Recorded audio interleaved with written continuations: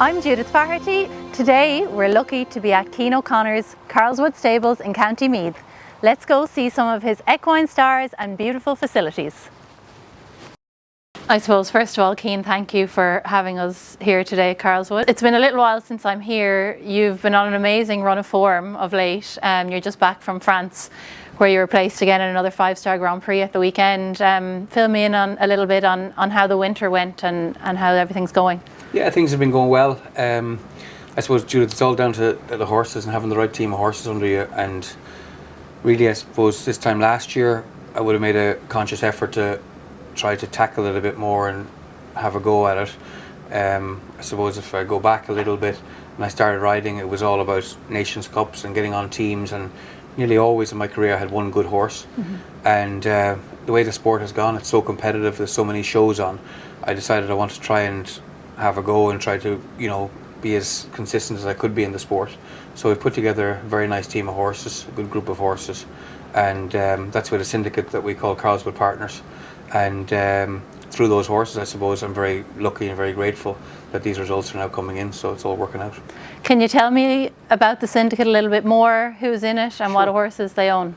Yeah, so obviously a big part of Carlswood is coaching, and that's how I modelled the business originally, and it's developing young horses, coaching young riders and bringing them to a high level, and we're very lucky. We've had a lot of success with that, and that also really evolves around the good team that I have with me, the guys that work here helping me coach, whether it's Ross or Michael Kelly, Cameron Henley, Bastian Free. So there's quite a good few people involved with us who help coach, and I kind of came to a stage where I felt, if I want to do it for a few more years, I feel I need to have a group of horses that's kind of separate, and that's why I came up with the idea of the Carlswood Partners. There's a number of people in at different levels. The main people involved in it are Pat Crean and myself, and it's gone from strength to strength. We sell some horses in the group, and then other horses we decide to keep to compete. And running parallel to that, I suppose, are the horses that I have in Carlswood, where we bring on and develop either ones that I'm riding. We have a very good Danish girl, Caroline, is here. She's developing horses, and Jack Geeney, and that's kind of Ross's responsibility now. He's looking after the young horse development, and also another wing off that is Wow Trading, which is Watchman O'Connor and Watchman, and that's myself and Max and Tom, and we're also trading in horses as well. So there's many facets to the business that we're trying to keep going and to run. And Ironman has been the star of the show the last couple of weeks and months. Tell me about him. Where did he come from, and the plan for him? Are you aiming at the Europeans this year?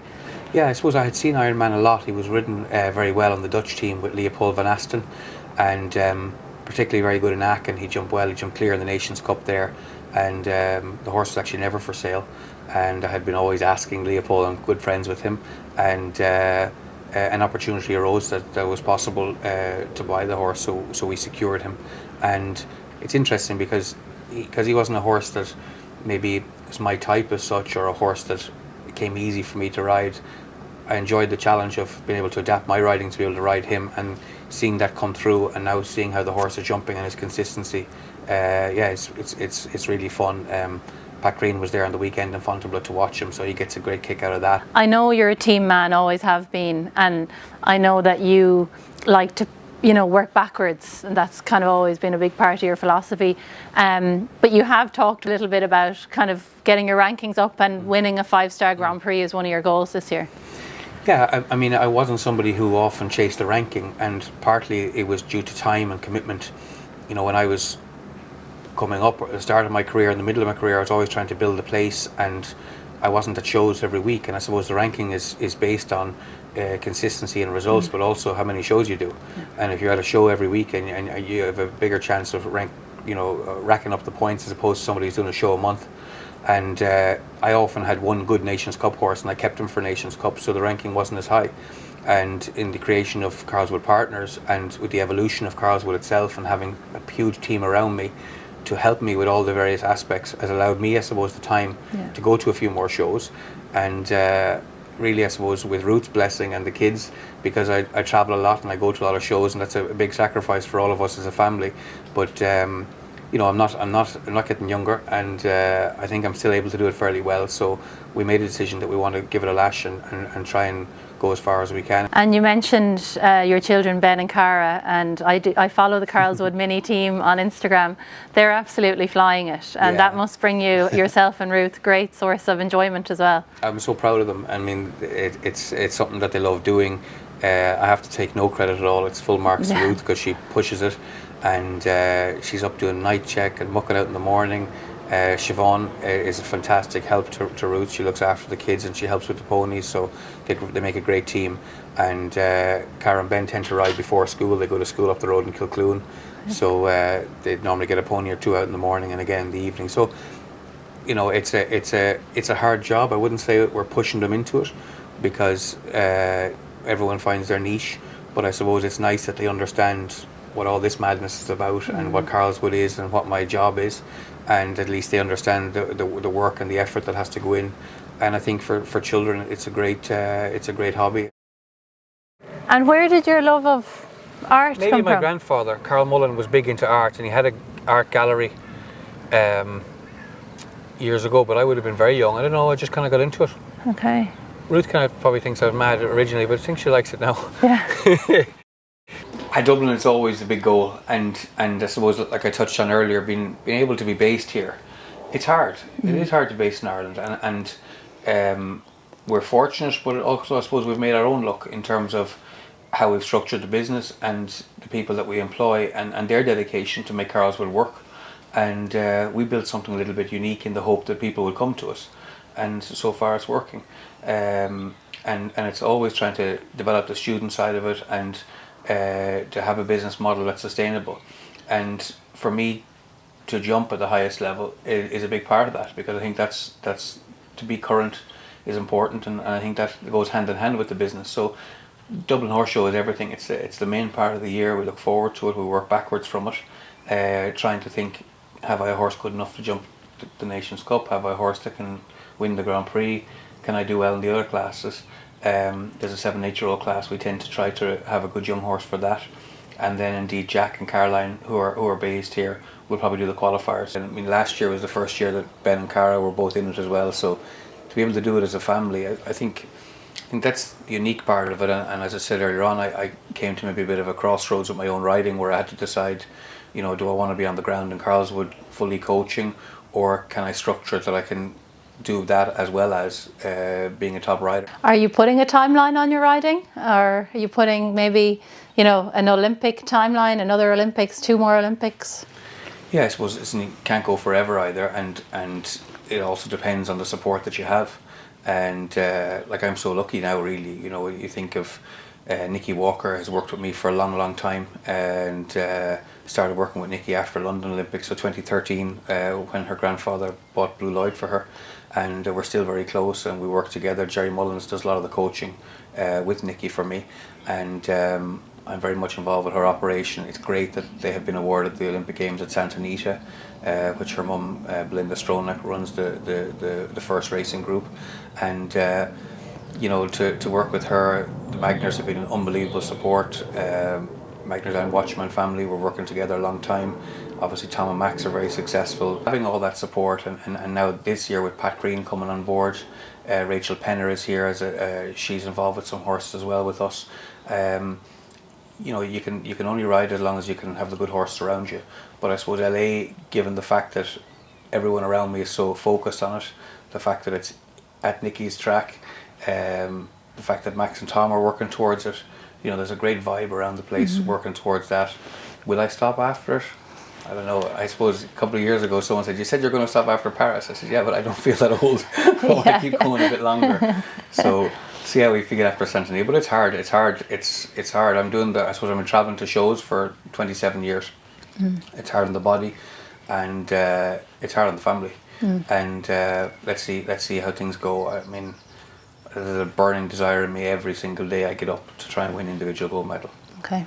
And I'm not saying I won't stop till that happens, but I feel I want to finish business. He's just an unbelievable guy, because he's able to juggle a lot. You don't see that in many people. Nothing phases him. He can multitask like nobody I know, and when you see what his grandfather has created and the genius that he is, this guy didn't lick it off the ground, I guess, but he's just, for his young age, he can cope with a lot, he can do a lot. He's able to balance school with Coolmore work, his riding, the horse trading that we're doing. So he's finishing up his school this summer, and he's very keen both on working in business and working with racing and working with jumping. So he's lucky. Great. Getting your new shoes on, miss. Yeah. So this is Ben's good pony. Yeah, that's a $1 Million Baby, and that's Magic. The two of them are going to the qualifier on Saturday. All of Larry's equipment is here, shoeing. So we kitted this out especially for farrier. Our group, and we divide up which farrier is available. Okay. Ross kind of looks after that. This is only for shoeing horses, this barn. Wow. Yeah. My God. But it might be, he's not here every single day of the week, obviously. Yeah. But when the horse is getting shod, it comes here to get shod. Yeah. Works well. Good 6-year-old. So you bought him from the McGahys? Yeah. I think he's really good. What's the plan for him? I suppose throw hay over the door and hope nothing happens. He looks like a real Grand Prix horse. He's very good to ride, super balanced, big jump, and very careful. Caroline produced him lovely in Spain this year. So we'll just take it slow with him, and hopefully when he's 8 or 9 he's ready.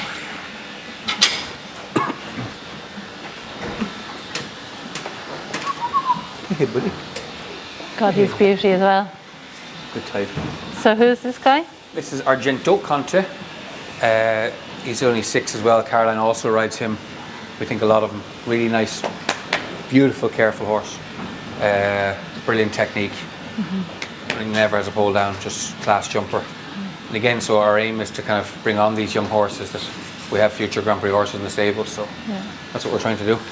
And it's hard because when they're good, people want to buy them, and then we're tempted to sell them. But we have to find that balance between we need to sell enough to pay the bills each month, and then also we have to sell good horses. Yeah. And then hold on to some of them as well. So if we trade enough, we can do both. This is a very nice mare, Maple Leaf. I jumped her in the 7-year-olds in Dublin last year. I think she's really good. Very careful, competitive, lovely type of a horse, super brain. I actually bought her in Aachen last year. She jumped the young horse final there with Yuri Mansour, and I bought her there. So looking forward to her now this summer. Who owns her? Me.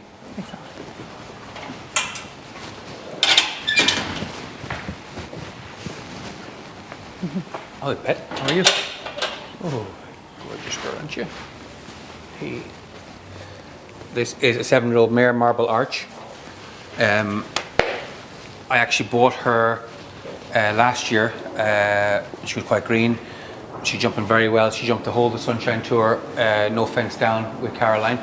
And I sold her to a client we have from Saudi Arabia. Okay. And she'll leave the horse here for 2 years to produce. As an investment horse, really, and we think she's very, very good. It's always a balance. The ones that are so careful, how big will they jump? That's the question. But you have to have all types, I think, and then it's really what's between the horse's ears and how intelligent they are and how much they're willing to work with you, and if they train on.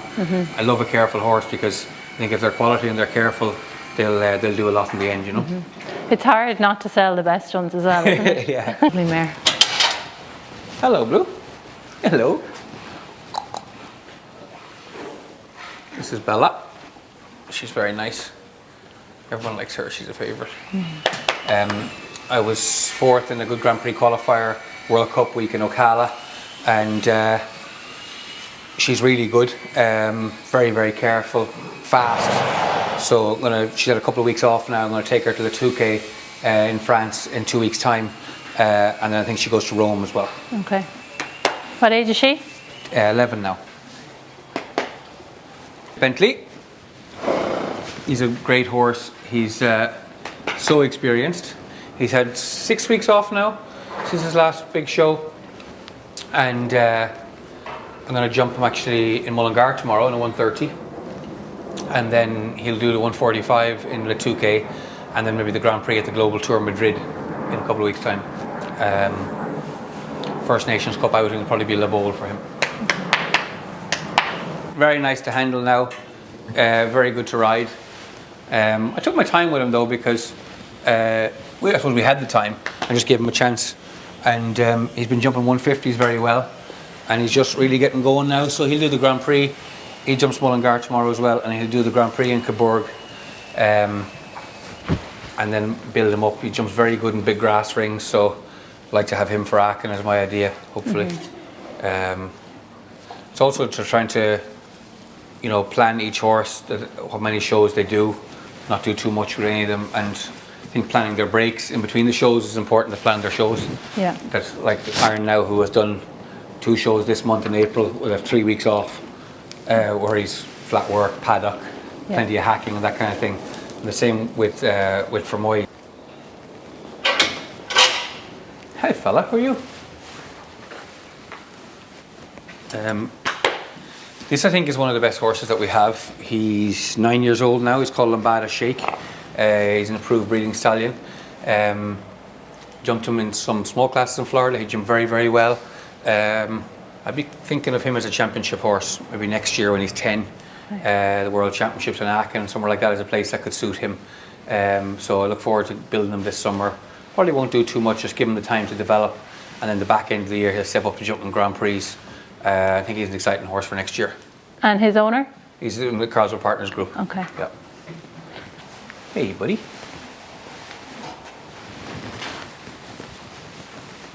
This is a very nice horse, jumped the gun. He's 7 now. He was very successful last year with Nicholas Connors. He was placed in the 6-year-old final in Dublin. Won a lot of classes here at home. Really good horse, really competitive, great brain, really wants to win.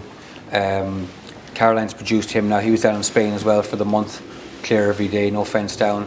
I think a lot of them, we're just going to take our time because he's one of those horses, again, like I said, that's very, very careful. And you never know with those ones, with the right build-up and the right training and the right confidence, I suppose, they can grow into being big jumpers. So he's very competitive, whatever level he finishes up jumping. And all the guys that we work with, Basti, Cameron, Ross, everyone's looking out for horses all the time, Max and Tom, and we kind of filter into WhatsApp groups that we have and we say, what about this one or this horse jump well, and then we look into it, we do the background check, look into the results, see if it's something that we want to pursue. Then normally I go and try them and see where it goes from there. But it's a long process, that, because you could look into a horse, like it, find that it's not for sale or it's too expensive, or you do manage to get a deal done, you like the trial, and the next thing it fails the vet. So it's that's a constant evolution and something that lads are working on all the time to try and find good horses. But I think like the amount of horses that we have found here over the last number of years, we have found a lot of horses between 6, 7 and 8 that went on to jump at the highest level. I mean, if I was to think of 3 of them off the top of my head, I think Tabasco we found as a 6-year-old, Fancy we found as a 7-year-old in France, and Kilkenny we bought as an 8-year-old. So that's our plan a little bit, to try and bring them through. But it's hard. You need good staff and a good team of people to make it work, and it's something we're always trying to make sure that we have the right team around us, and we're very fortunate for the people that we have.